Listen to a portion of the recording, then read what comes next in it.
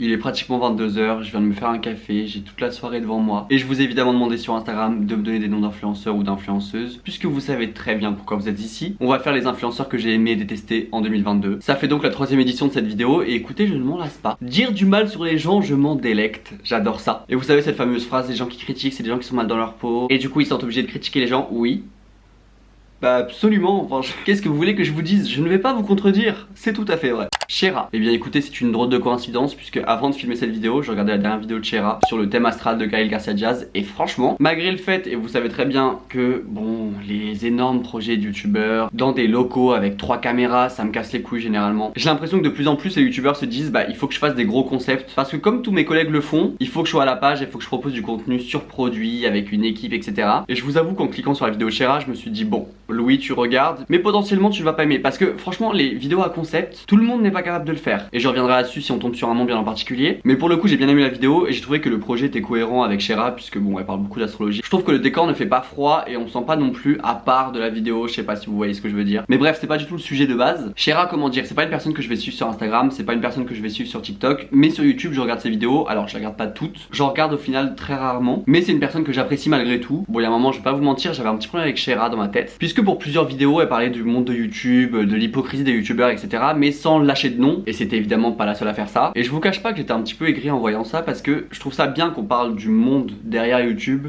du business, tout ça. Mais si c'est pour faire des grosses vidéos avec placardé hypocrisie, youtubeur, sans dire de nom, sans dire de marque, sans dire quoi que ce soit, bah je trouve que c'est un petit peu inutile parce que nous dire qu'il y a certains youtubeurs qui sont hypocrites, ça on n'en doute pas, hein. Personne n'en doute ici vraiment. Je pense qu'on est tous unanimes. Mais à côté de ça, j'ai rien d'autre à dire sur Shera. J'ai bien aimé sa dernière vidéo, je trouve que le concept est cool. Adé Laurent, même si c'est pas un influenceur MDR. Écoutez, ça tombe vraiment bien qu'on tombe sur ce drôle de personnage, puisqu'en ce moment sur TikTok, les gens sont là en mode bah Adé Laurent, avant je l'aimais pas, mais maintenant avec ses nouveaux lives, je le trouve hyper bienveillant. Pardon, mais vous laissez avoir comme ça, on dirait des enfants de 12 ans. Hein. On se souvient bien de ces lives pendant le confinement où littéralement, enfin mec, juste masturbe-toi et laisse-nous tranquille. Moi je suis un animal, d'accord? Je suis un putain d'animal, ok?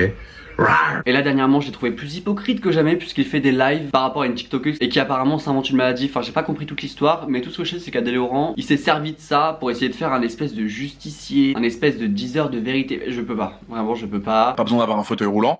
Et soi-disant, tu avais profité de ce diagnostic factice entre guillemets pour avoir ce genre de bien. Est-ce que c'est vrai? Il faut juste que tu t'exprimes. Ces personnes-là sont avides de notoriété, franchement, je sais pas comment les gens font pour ne pas le voir, mais moi c'est un personnage que je n'aime vraiment pas beaucoup. Mais après pour autant je ne le suis pas. Tout ce que je vous raconte ici c'est ce qui se passe dans ma For You page et malheureusement bah comme je passe beaucoup de temps sur les réseaux sociaux étant donné que je n'ai pas grand chose à faire de ma vie. Mais bon après tout vous avez le droit de l'aimer, juste le revirement d'avis par rapport à lui. Enfin j'allais dire que je le comprenais pas trop, si je le comprends très bien puisqu'il sait très bien se servir des réseaux sociaux et je vois que là il est dans sa nouvelle DA, de montrer une facette gentille de lui, un peu protecteur tout ça, mais juste moi je n'y crois absolument pas. Voilà. OG, bah moi je l'aime bien OG. Bon évidemment pas sur son côté influence parce qu'on se souvient un petit peu du drama avec Castify où ils lui ont envoyé un iPhone 14, ça avait fait une grosse polémique et après elle s'était exprimée. Mais si on est si privilégié, si c'est si facile, vous devriez vous lancer etc. Bon alors ça j'étais absolument pas d'accord parce qu'on sait très bien que déjà le taf d'influenceur, bon il va falloir un petit peu aller se faire foutre hein.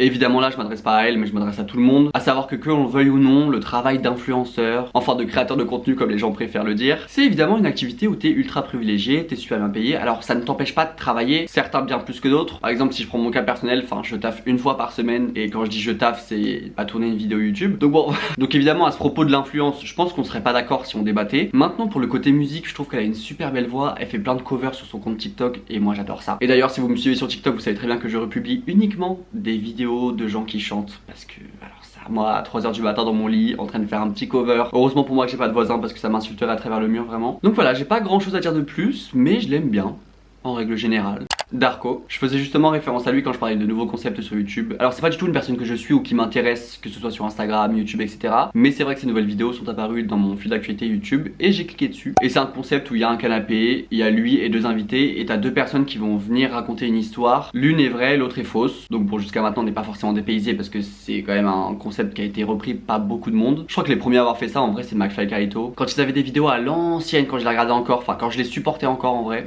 autant dire les vrais termes. Et je sais plus, je crois qu'il y avait 3 histoires, une vraie et les autres étaient fausses. Et ce concept là je pense même pas qu'il l'a inventé, mais c'était repris par pas mal de personnes sur YouTube. Angel Phoenix a à peu près fait la même chose dans sa dernière vidéo avec un gros concept. Et bref, donc j'ai regardé ses dernières vidéos avec ses invités. Et en vrai j'ai regardé parce qu'il y avait Marine LB et Johan Paps. Donc c'est deux personnes que j'aime bien. Et j'ai pas forcément aimé, en fait je trouve que le fond est super froid. Le contenu en lui-même, je sais pas si j'aime ou j'aime pas. Je pense que j'ai aimé parce que c'était des invités que j'aimais bien. Mais en vrai sa personne, je l'aime pas forcément. Enfin je l'aime pas forcément, j'ai rien contre lui en soi. Mais si ça avait été lui et deux invités que je ne connaissais pas ou que j'aimais pas forcément, j'aurais pas cliqué dessus. Mais en tout cas juste le contenu ça m'a pas... Voilà. Alors petit mea culpa, je suis allé sur sa chaîne justement pour vous mettre les screens. Et en fait j'ai vu qu'il faisait plein de vidéos produites. Bah en fait je fais presque que ça. Des vidéos, une femme, 8 hommes. Et c'est un peu un concept de dating tout ça. Bon ça reste des vidéos qui m'intéressent pas. Mais en vrai je trouve que les vidéos sont quand même mieux faites que le concept sur le canapé. Mais sinon en dehors de ça j'en pense pas grand chose. Seb, pour Seb la frite évidemment. Franchement j'adore, je le trouve hyper posé, j'aime beaucoup son contenu et surtout je trouve que c'est quelqu'un qui est hyper consistant. Bon alors ça c'est vraiment un spot de prévention pour vous dire de ne pas arrêter vos études puisque je voulais évidemment dire constant sur YouTube par exemple. Donc non je ne voulais pas dire qu'il était consistant, Louis il va falloir ouvrir un livre par pitié. Et qu'il va pas essayer d'être sur tous les réseaux possibles et inimaginables juste pour pas qu'on l'oublie. Il fait ses vidéos YouTube des fois une fois par mois, des fois 2 fois par mois, des fois il revient après 3 mois et il y a pas longtemps je l'ai suivi sur Instagram, ce qui m'arrive très peu. Et ben en vrai même sur Instagram il reste un YouTuber, je sais pas comment expliquer ça mais il fait pas beaucoup de stories, il fait pas beaucoup de posts et juste il est là pour dire bah voilà une vidéo est sortie ou vite fait faire 2-3 stories mais j'ai l'impression que c'est pas une personne qui va se forcer à faire du contenu et ça c'est une personne que j'aime bien parce que déjà quand quelqu'un arrive sur YouTube et repart 3 mois après, j'adore ça parce que je trouve qu'il y a un peu une espèce de surprise. Tu t'attends pas à une vidéo par semaine de sa part mais en même temps c'est bien aussi, je sais pas comment expliquer ça et surtout quand il sort une vidéo bah c'est vraiment un moment. Déjà il traite archi bien les sujets, sa vidéo sur Mac Miller bah ça m'a vraiment fait découvrir l'artiste, sa vidéo sur Amy Winehouse je l'ai trouvé vraiment parfaite, je trouve qu'il bâcle pas son sujet, ses sponsors YouTube elles sont absolument pas dérangeantes, enfin franchement un 10 sur 10.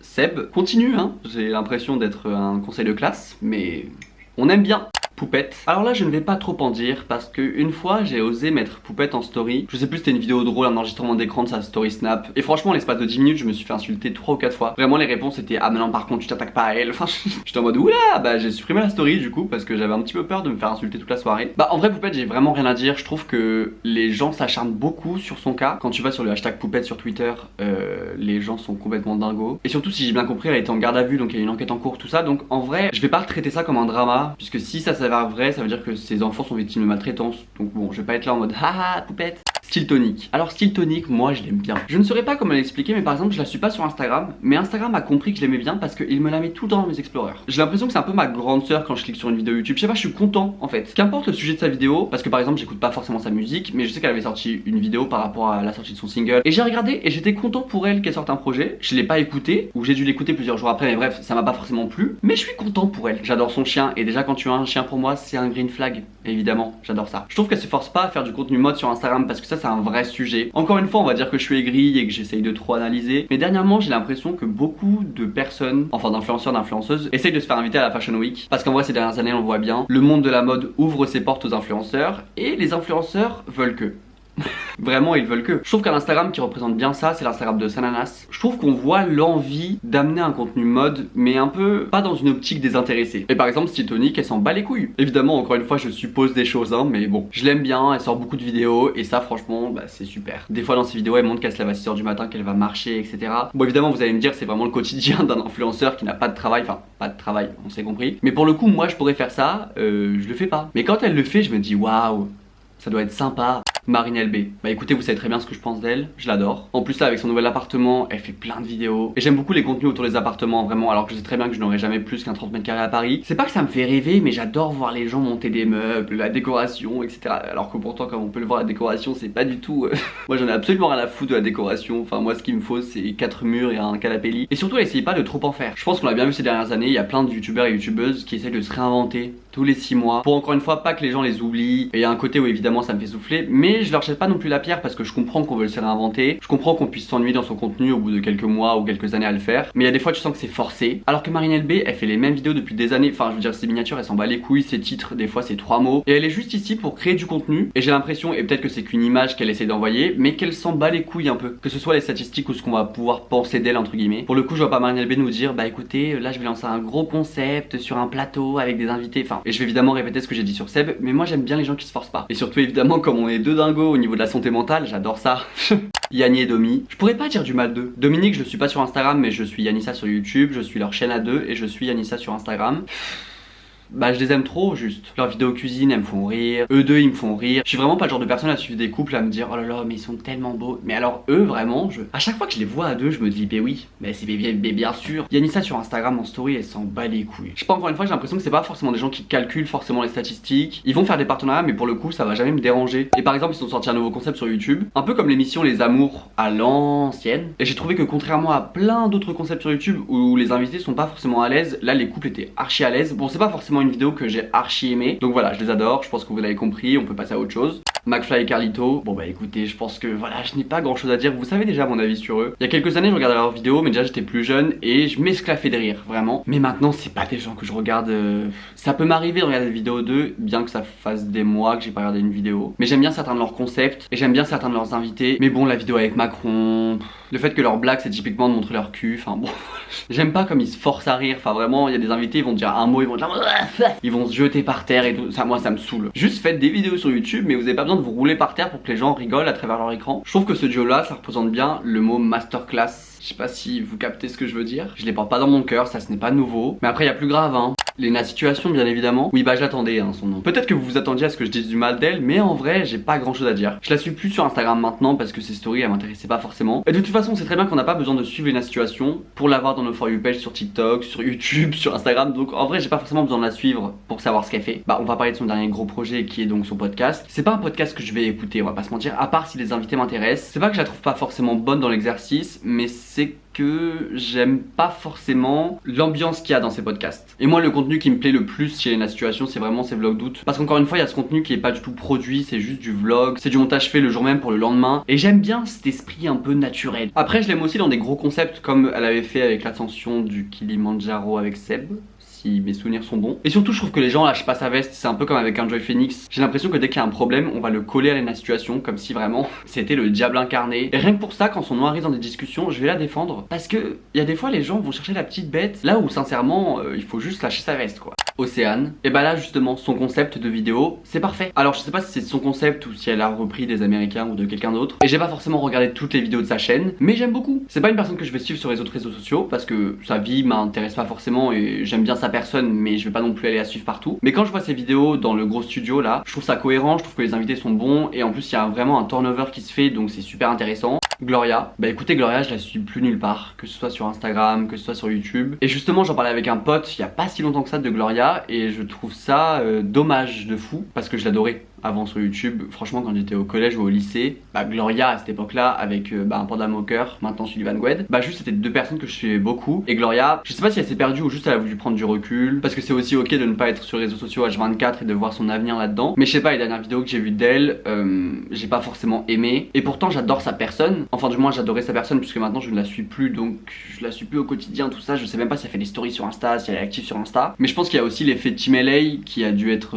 un peu compliqué pour tous les membres du groupe en vrai parce qu'ils ont été les premiers influenceurs à devenir pas des célébrités mais juste des gens hyper suivis avec des fans. Et au-delà de la grosse ascension qu'ils avaient eu à l'époque, on le rappelle ils avaient peut-être 15 ans, 16 ans, 17 ans maximum. À ça s'ajoutent les événements, la notoriété, la haine qu'ils se sont pris sur les réseaux sociaux et surtout l'argent. Donc ça a dû vraiment être compliqué de gérer tout ça et de gérer surtout l'après puisque c'est inévitable évidemment quand tu augmentes en abonnés, il y a un moment où ça se stagne ou juste ça diminue. Ils ont carrément créé un groupe, ils faisaient des vlogs quand ils étaient à LA, quand ils étaient à d'autres destinations aussi. Ils ont fait plein de vidéos à plusieurs et franchement je pense que être dans le truc, être entouré d'influenceurs tout le temps, avoir son groupe d'influenceurs, faire des vidéos avec eux, s'exposer tout le temps, certains ont dû mieux le vivre que d'autres, mais en tout cas Gloria, bah malheureusement, et je suis trop dégoûté de dire ça, mais juste c'est une personne que je suis plus, mais en tout cas j'espère qu'elle est heureuse dans sa vie et j'espère qu'elle s'épanouit. J'avoue que je suis très nostalgique de sa période YouTube, mais je parle des vidéos qui datent d'il y a 6 ans, donc Louis il s'agirait aussi d'avancer maintenant hein. Lucas adorable. Bah écoutez, Lucas j'adore, vous le savez très bien. Je sais pas, en fait il en a rien à foutre. Ses montages, c'est 3 cuts. Il va laisser des plans de 3 minutes où en soi la plupart des gens les auraient retirés, mais lui il s'en bat les couilles. Je pense que je suis pas le seul à avoir des compilations de ses lives sur TikTok dans ma For You page. Et au-delà de son contenu, on se connaît avec Lucas, on vient tous les deux de Caen, on s'était déjà vu une fois à Caen, enfin genre vraiment par hasard on s'était croisés. On avait fait une soirée quand j'étais encore avec mon ex, pas mon dernier ex mais mon avant-dernier ex, donc il y a genre 3 ans à Paris. C'était improbable. On est tous allés en boîte ensemble. Et depuis bah avec Lucas on se voit en boîte, on fait des soirées ensemble. Juste si vous sortez dans les soirées gays à Paris, bah vous les avez déjà vus tous les deux, enfin clairement. Donc je vais vraiment me répéter dans cette vidéo, mais juste bah voilà, j'adore les gens qui se forcent pas, qui sont pas là à être obligés de faire les stories tous les jours parce qu'ils ont peur que les gens se désabonnent ou quoi. Parce que c'est ok de ne pas être présent tout le temps, de faire des petites pauses,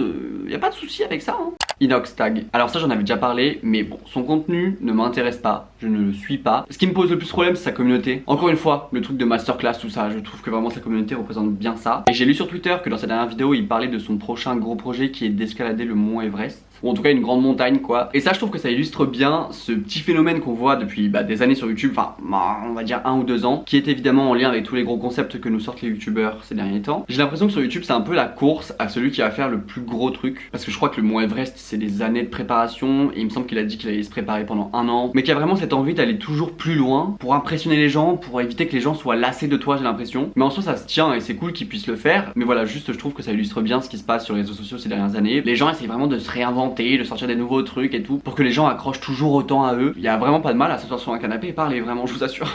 Paola Locatelli. Que dire de Paola? Parce qu'en vrai, il n'y a pas grand chose, étant donné qu'elle est pas active sur YouTube. Je crois qu'elle fait des TikTok, mais il me semble que je ne la suis pas. Je la suis pas non plus sur Instagram, mais encore une fois, Instagram a bien compris parce qu'il me la propose tout le temps en Explorer. Vraiment, les 3 influenceuses qu'on me propose en Explorer sur Instagram, c'est Style Tonic, Paola et Maya Adorable. Paola elle est plus dans la même division que les autres influenceurs. Et je suis pas ici en train de faire une échelle, mais c'est juste que c'est quelqu'un qui n'a pas besoin d'être actif sur les réseaux sociaux. Enfin, quand je dis ça, c'est en mode YouTube, TikTok. Généralement, les gens sont actifs sur ces réseaux sociaux-là. Parce que en vrai, si tu restes uniquement sur Instagram, généralement, les gens perdent des abonnés. Sauf que Paola, littéralement, c'est le cas inverse. Et ce que je veux dire par là, c'est que clairement, Paola, sa force, c'est Instagram. Contrairement à tous les autres influenceurs où généralement Instagram ça n'apporte pas d'abonnés. Généralement les abonnés viennent des autres réseaux sociaux. Elle a pas besoin de faire des vidéos YouTube, elle a pas besoin d'être active sur tous les réseaux sociaux. Juste elle poste des photos sur Instagram, elle a des collabs énormes avec des marques énormes de joaillerie, des maisons de luxe. Elle est invitée à tous les défilés, un peu comme La Situation. Et juste voilà, elle est trop belle. C'est la poteau de Rihanna, enfin que dire de plus honnêtement. En fait elle a atteint un stade où en vrai elle a pas grand chose à faire. Juste vivre sa vie. De toute façon vous savez très bien, j'ai 12 000 théories dans la tête. Mais il y a un peu un système de classification je trouve des influenceurs, influenceuses. Et vraiment Paola elle appartient à un groupe bien précis d'influenceurs, influenceuses qui n'a pas besoin d'en faire trop ou d'en faire plus. Je la vois pas dans quelques années se faire oublier, mais pour autant elle est pas non plus dans la tête de tout le monde. Je sais pas si vous voyez ce que je veux dire. Juste Paola, tout le monde la connaît un minimum, mais sans pour autant être au centre de l'attention. Mastu. Écoutez vraiment Mastu je l'aime bien vous savez. J'ai un peu moins regardé ses vidéos, bon déjà parce qu'il a fait une pause. Et surtout parce que j'avais pas trop kiffé la vidéo avec Michou où juste ils échangent les cartes bleues. Ça c'est un concept de McFly et Carito, encore eux il me semble. Et ça avait fait un énorme drama sur Twitter. Et après Mastu on avait parlé dans une vidéo où il disait que les gens n'étaient pas forcément des abonnés, qu'ils avaient été respectueux avec eux, tout ça. Mais en fait d'un côté c'est pas en mode vous l'avez cherché, mais juste j'aime pas ces concepts, on affiche des sommes en mode 50 000 € sur la miniature. En fait vous êtes littéralement en train de dépenser l'équivalent d'1 an de salaire pour très peu de monde en plus, parce que 50 000 € ça fait du combien par mois ça? Ça fait du genre un peu moins de 2005. Pas du tout, ça se voit que j'ai eu 4 au bac en maths. 50 000 € ça fait 4 166 € par mois. Donc en fait il y a un moment vous avez un peu le revers de la médaille. Vous faites des vidéos, vous appâtez avec des grosses miniatures, avec des énormes sommes d'argent que vous dépensez dans la vidéo. Si les gens sont irrespectueux et les gens vous traitent comme une carte bleue, c'est aussi parce que vous vous présentez comme tel. Et pourtant je l'adore et je trouve que Mastu est hyper réfléchi. Je sais pas, c'est vraiment une personne que j'aime bien, mais vraiment cette vidéo en particulier et surtout quand lui en avait parlé, j'ai aussi trouvé les gens irrespectueux parce qu'il avait mis du coup des parties de la vidéo, on voyait bien que les gens parlaient super mal tout ça. Mais j'étais absolument pas d'accord avec lui. Parce que en fait, oui, vous faites des vidéos où vous dépensez des 10 000, 20 000, 30 000 balles, oui. Mais c'est comme le plus gros youtubeur mondial là, je sais plus comment il s'appelle, qui fait plein de vidéos de ce genre où il donne des 100 000 €, où il paye des opérations à des gens. Mais c'est hyper ostentatoire, je trouve. C'est un peu comme les gens qui vont donner des pièces à un SDF et qui vont le filmer et mettre sur TikTok. C'est un truc qui je trouve est hyper dérangeant comparé à par exemple La Situation quand elle avait fait un concept de vidéo qui était en collaboration avec Le Bon Coin je crois, où elle refaisait des appartements de ses abonnés. Là à la limite je trouve ça beaucoup plus cohérent et je trouve ça beaucoup plus cool. Enjoy Phoenix. Pour le coup Enjoy Phoenix c'est aussi un exemple de gros concepts qui sont postés sur YouTube mais auxquels j'ai pas forcément accroché. Elle a sorti une vidéo avec Joanne Paps, Juju Fitcat et une troisième personne mais je me souviens plus de son nom, où chacun a une histoire qu'il écrit, ils vont mettre dans une boîte et les gens vont tirer l'histoire et vont faire croire que c'est la leur. Et donc on doit dire s'ils mentent ou pas et franchement j'ai pas forcément kiffé. Je sais pas si c'était les invités ou le décor mais il y a un truc qui a pas cliqué. J'ai quand même regardé la vidéo jusqu'à la fin donc c'était pas non plus une vidéo horrible à regarder mais c'est pas non plus un concept que j'ai beaucoup aimé. Et pour le coup Enjoy Phoenix, quand tu vas sur Twitter et que tu mets le hashtag Enjoy Phoenix, les gens lui chopent sa veste pour un rien. Là pour sa nouvelle maison les gens l'ont chopé par le callback. Mais Enjoy Phoenix c'est aussi l'exemple de youtubeurs youtubeuses qui se renouvellent constamment. Mais pour le coup si elle le faisait pas les gens lui choperaient sa veste. Mais en même temps le fait qu'elle soit sur tous les réseaux sociaux possibles et imaginables, qu'elle fasse du podcast, du Twitch, du YouTube, du Instagram, je pense que c'est juste trop. Si on prend l'exemple de Squeezie, alors certes Squeezie va être sur Twitch, il va faire beaucoup de vidéos YouTube, il va faire plein d'autres projets à côté, mais le fait est que Squeezie a une team énorme. Par exemple ses vidéos YouTube, c'est pas lui qui les prépare, il fait pas le montage, en gros il s'apparente plus à un présentateur qu'un YouTuber réellement. Même si attention j'adore Squeezie et j'adore ses vidéos, mais pour Enjoy Phoenix ça va être des vidéos qu'elle va préparer, ça va être des vlogs, à côté il y a le podcast, il y a ses plusieurs marques. Évidemment je dis pas que c'est elle qui fait tout parce qu'elle aussi a une team derrière, mais j'ai l'impression quand même qu'elle est beaucoup plus impliquée dans ce qu'elle fait et peut-être que c'est trop au final. À vouloir être sur tous les fronts, évidemment, il y a un moment où tu vas devoir bâcler certaines choses, mais surtout le contenu de Squeezie n'est pas lié à sa vie personnelle, là où Enjoy Phoenix, c'est tout l'inverse. Et surtout, les gens critiquent beaucoup plus les femmes que les hommes. Donc voilà, c'est à méditer, c'est à réfléchir. Juste voilà, c'est pas une personne que je suis sur Instagram, c'est pas une personne que je suis sur TikTok, je la suis en fait nulle part si ce n'est YouTube. Et je regarde pas non plus toutes ses vidéos, mais j'aimerais franchement un jour qu'elle allume sa caméra et qu'elle dise allez vous faire foutre. Parce que vraiment, les gens qui tweetent sur le hashtag Enjoy Phoenix toute la sainte journée, enfin, pitié. Anna RVR. Bah figurez-vous qu'elle m'a envoyé un message suite à ma FAQ où je disais que je voulais faire la fête avec elle. Et elle m'a dit en vocal qu'elle était absolument pas d'accord sur ce que j'avais dit sur les podcasts. Et qu'elle avait laissé un commentaire où justement elle se retenait un peu parce que ça l'avait vraiment tenu à cœur de répondre. Mais écoutez, Anna RVR, je l'aime bien. J'ai toujours pas écouté son podcast, mais j'écouterai. Et en tout cas ça reste une personne que j'apprécie. J'aimerais la voir beaucoup plus sur YouTube clairement parce que je la suis pas sur Instagram. Mais voilà, encore une fois je la connaissais quand elle s'appelait MelPitchy03. Enfin juste elle fait partie des youtubeuses que je regardais il y a 6 ans et que je regarde toujours maintenant. Donc si ça veut pas dire quelque chose ça.